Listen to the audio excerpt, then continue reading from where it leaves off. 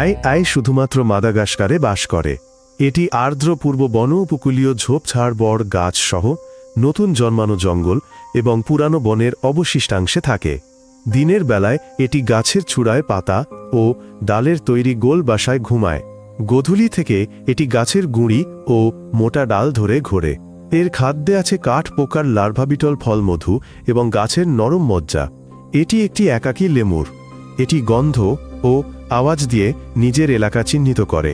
স্বজাতিদের সাথে দেখা হয় কদাচিৎ। এটি মানুষকে এড়িয়ে চলে এবং আলো পছন্দ করে না। এটি কিভাবে কাজ করে? শক্ত কাঠ থেকে ভারী শব্দ হয়, পোকার তৈরি গর্ত ফাঁপা শব্দ করে। এর বিশাল কান মাইক্রোফোনের মতো এই পার্থক্য ধরতে পারে। এর দাঁত ক্ষয় হয় না, কারণ এগুলো সারা জীবন বাড়ে এবং চিবানোর সময় নিজে নিজেই ধারালো থাকে। অ্যানামেল তীক্ষ্ণ থাকে। এর সরু আঙুলটি একটি নমনীয় সূঁচের মতো। এর সন্ধিগুলো স্বাধীনভাবে নড়াচড়া করে। সংবেদনশীল ডগা কম্পন ও নড়াচড়া অনুভব করে। আপনার কোনটি বেশি ভীতিকর লাগে, সারা জীবন বাড়তে থাকা দাঁত নাকি সূঁচের মতো আঙুল? মন্তব্যে জানান, আমরা দর্শকদের সাহস পরীক্ষা করব। সমস্ত ভিডিও ইউটিউব চ্যানেল পৃথিবীর দানবে দেখুন।